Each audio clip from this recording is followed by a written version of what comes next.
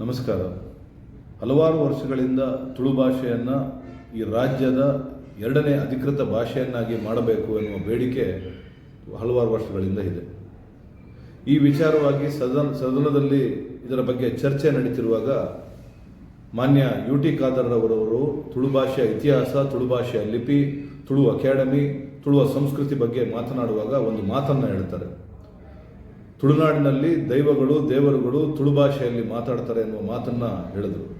ಆಗ ಮಾಧುಸ್ವಾಮಿ ಅವರು ಎದ್ದು ನಿಂತು ಇದನ್ನು ಲೇವಡಿ ಮಾಡ್ತಾರೆ. ಒಬ್ಬ ಬ್ಯಾರಿ ಭಾಷೆ ಮಾತನಾಡುವಂಥ ಯುಟಿ ಖಾದರ್ ಅವರು ತುಳುವ ಸಂಸ್ಕೃತಿ ಬಗ್ಗೆ ಹೇಳುವಾಗ ಮಾಧುಸ್ವಾಮಿ ಅವರು ತುಳು ಭಾಷೆ ಬಗ್ಗೆ ಲೇವಡಿ ಮಾಡುವ ಮುಖಾಂತರ ತುಳುವರಿಗೆ ಅವಮಾನ ಮಾಡಿದ್ದಾರೆ.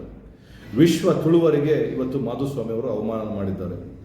ತುಳು ಭಾಷೆಯಲ್ಲಿ, ಹೌದು, ತುಳು ಭಾಷೆಯಲ್ಲೇ ದೇವರು ಇಲ್ಲಿ ಮಾತಾಡ್ತಾರೆ. ನಿಮಗೆ ಸಂಶಯ ಇದ್ದರೆ ನೀವು ತುಳುನಾಡಿಗೆ ಬಂದು ನೋಡಿ. ನಮ್ಮ ಪ್ರಾರ್ಥನದ ಮುಖಾಂತರ ದೇವರುಗಳು ನುಡಿ ಕೊಡುವ ಮುಖಾಂತರ ತುಳುವರು ಅವರ ಭಕ್ತರೊಂದಿಗೆ ಸಂಭಾಷಣೆಯನ್ನು ಮಾಡ್ತಾರೆ. ಈ ಮಾತನ್ನು ಮಾಧುಸ್ವಾಮಿ ಅವರು ಮಾತಾಡಿದಾಗ ಯಾವುದೇ ಒಬ್ಬ BJPಯ ಯಾವುದೇ ಒಬ್ಬ ಶಾಸಕ ಇದರನ್ನು ವಿರೋಧ ಮಾಡಲಿಲ್ಲ. ಇದು ತುಳುವರಿಗೆ ಮಾಡಿದಂಥ ಅವಮಾನ. ಇವತ್ತು ಬಹಳ ದೊಡ್ಡ ಸಂಖ್ಯೆಯಲ್ಲಿ ತುಳುವರು ಕಾಸರಗೋಡಿನಲ್ಲಿ, ದಕ್ಷಿಣ ಕನ್ನಡದಲ್ಲಿ, ಉಡುಪಿಯಲ್ಲಿ ದೊಡ್ಡ ಸಂಖ್ಯೆಯಲ್ಲಿ ತುಳುವರಿದ್ದಾರೆ. ಮಹಾರಾಷ್ಟ್ರ, ಬೆಂಗಳೂರಿನಲ್ಲಿದ್ದಾರೆ. ದೇಶ ವಿದೇಶಗಳಲ್ಲಿ ಇವತ್ತು ತುಳುವರು ನೆಲೆಸಿದ್ದಾರೆ. ಅವರೆಲ್ಲರಿಗೂ ಅವಮಾನ ಮಾಡಿದ್ದಾರೆ. ಒಂದು ಪಂಚ ದ್ರಾವಿಡ ಭಾಷೆಗಳಲ್ಲಿ ಒಂದಾಗಿರುವಂಥ ತನ್ನದೇ ಆದಂಥ ಲಿಪಿ, ತನ್ನದೇ ಆದಂಥ ಸಂಸ್ಕೃತಿ, ತನ್ನದೇ ಆದಂಥ ಇತಿಹಾಸವುಳ್ಳಂಥ ಈ ಭಾಷೆಗೆ ಅವಮಾನ ಮಾಡಿದ್ದಾರೆ.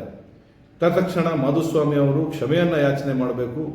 ತುಳುವರಲ್ಲಿ ಕ್ಷಮೆಯನ್ನು ಬೇಡುವ ಮುಖಾಂತರ ಮಾಧುಸ್ವಾಮಿ ಅವರು ಅವರ ತಪ್ಪಿಗೆ ಪ್ರಾಯಶ್ಚಿತ್ತವನ್ನು ಮಾಡ್ಕೋಬೇಕು.